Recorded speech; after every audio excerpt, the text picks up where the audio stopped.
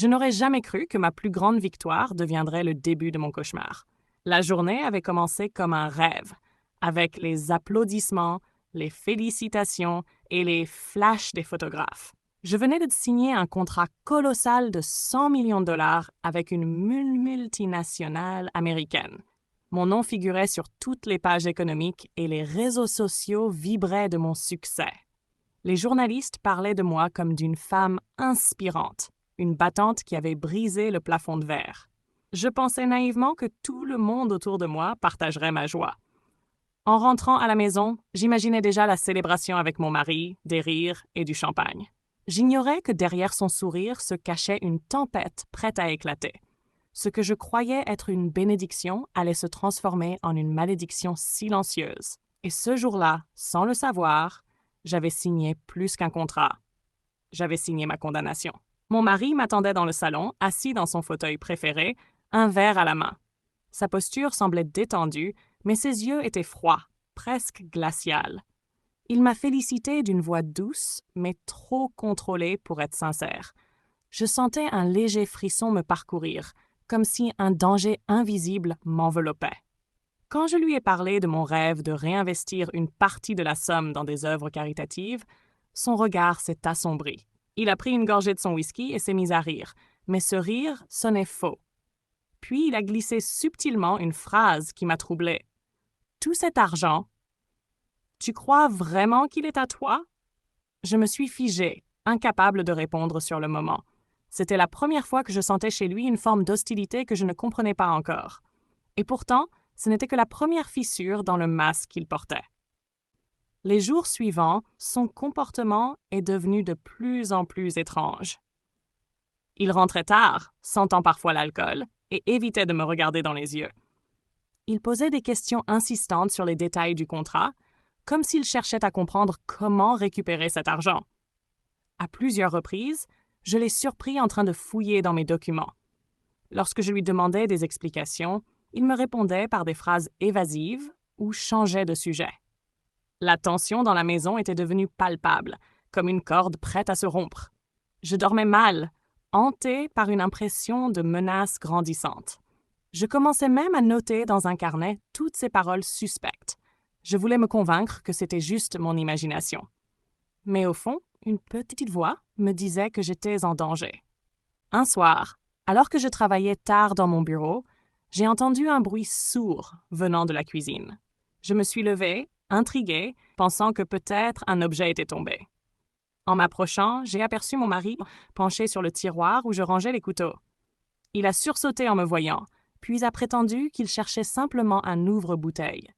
Mais ses mains tremblaient légèrement et il a quitté la pièce un peu trop vite.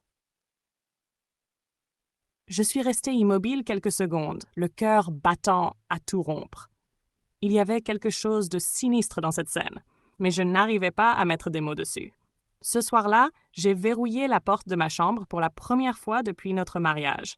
Je me suis endormie avec une boule au ventre et la sensation désagréable d'être épiée.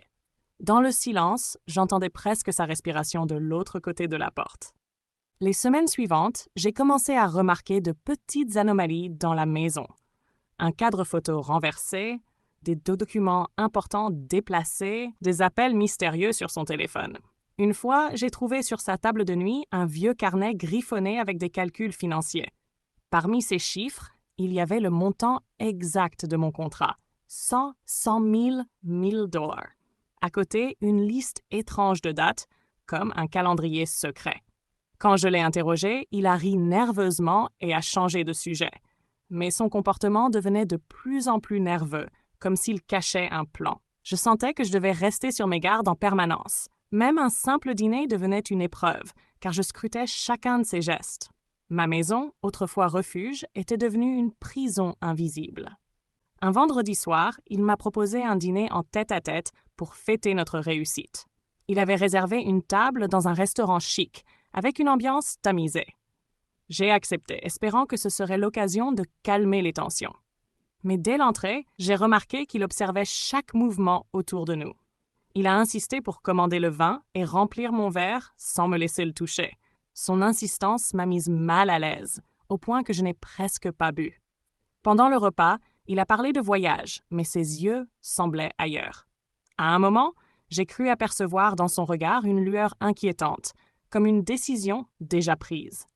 En rentrant, j'avais un mauvais pressentiment sans savoir pourquoi.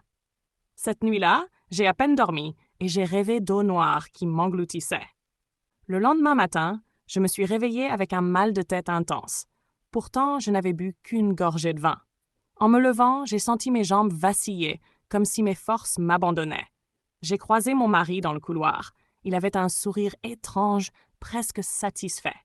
Il m'a proposé de me préparer un thé pour me remettre. En voyant la vapeur du liquide, une alarme interne s'est déclenchée en moi. J'ai prétexté un appel urgent et j'ai posé la tasse sans y toucher.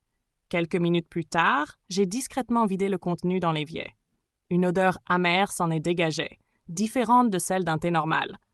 À ce moment-là, j'ai su que ce n'était plus une paranoïa, c'était une certitude. À partir de ce jour, j'ai commencé à tout noter et à préparer un plan de survie. Je gardais mon téléphone sur moi en permanence, même pour aller dans une autre pièce. J'ai changé mes mots de passe et déplacé une partie de mes documents importants dans un coffre sécurisé à la banque.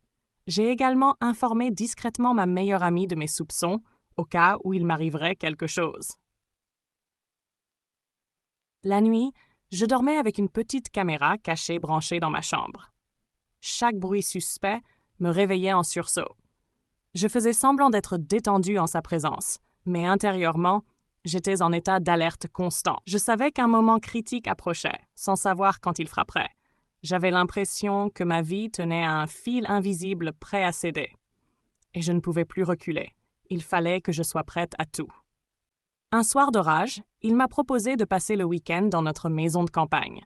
Sa voix était douce, presque cajoleuse, mais je sentais qu'il y avait autre chose derrière cette invitation. J'ai accepté, par peur de l'éveiller à mes soupçons, tout en préparant discrètement mon sac avec un spray de défense et un téléphone de secours. Le trajet en voiture s'est déroulé dans un silence pesant, seulement rythmé par le bruit de la pluie. À plusieurs reprises, il m'a lancé des coups d'œil furtifs, comme s'il cherchait à deviner mes pensées. En arrivant, j'ai remarqué qu'il avait déjà allumé la cheminée et préparé 2 verres de vin. Il a insisté pour que je boive, mais j'ai prétexté être fatiguée et suis montée me coucher tôt. Pendant que je feignais de dormir, je l'ai entendu descendre et parler au téléphone. Sa voix était basse, mais j'ai capté des mots comme « demain matin » et « pas de témoin ».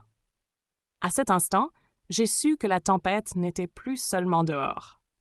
Le lendemain, il m'a proposé une promenade en forêt. Le ciel était encore sombre et le vent faisait grincer les branches comme des avertissements. Il marchait derrière moi et je pouvais sentir son regard peser sur ma nuque. À un moment, il a proposé de quitter le sentier pour explorer. Nous avons atteint une zone isolée, loin de tout bruit humain. C'est alors que j'ai entendu le craquement d'une branche derrière moi. Je me suis retournée juste à temps pour le voir lever un objet métallique.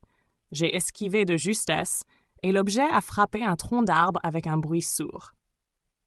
Mon cœur battait à une vitesse folle, mais mon esprit savait que c'était lui ou moi, et la chasse venait de commencer. Je me suis mise à courir, zigzagant entre les arbres pour éviter ses attaques. Il criait mon nom, d'une voix où la colère et la folie se mélangeaient. Chaque pas dans la boue semblait m'alourdir, mais l'adrénaline me poussait à continuer.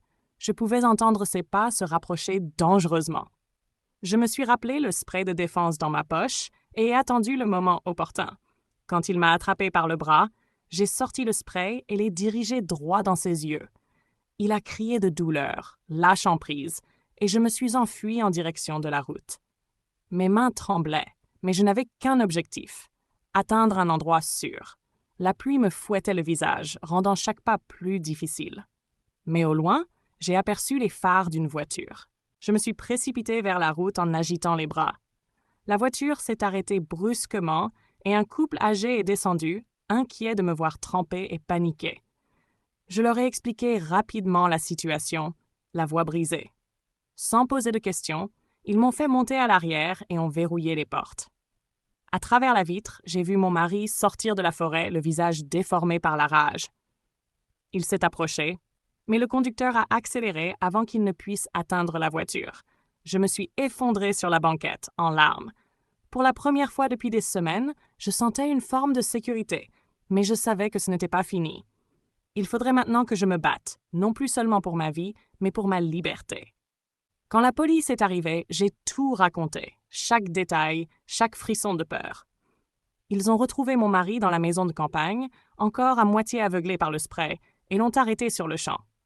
Les preuves étaient accablantes, les enregistrements de ma caméra, les relevés bancaires, le carnet avec ses plans. Au tribunal, il a tenté de nier, mais ses silences et ses incohérences l'ont trahi.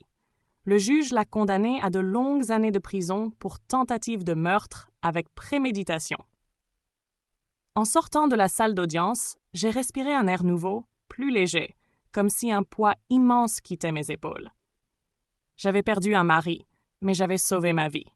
Mon contrat de 100 millions n'était plus seulement une réussite professionnelle, mais aussi le symbole de ma survie. Et désormais, je savais une chose. Aucune somme d'argent ne vaut la paix. Mais avec la paix, on peut tout reconstruire. Je suis partie, libre, décidée à écrire la suite de ma vie, cette fois sans chaîne et sans ombre.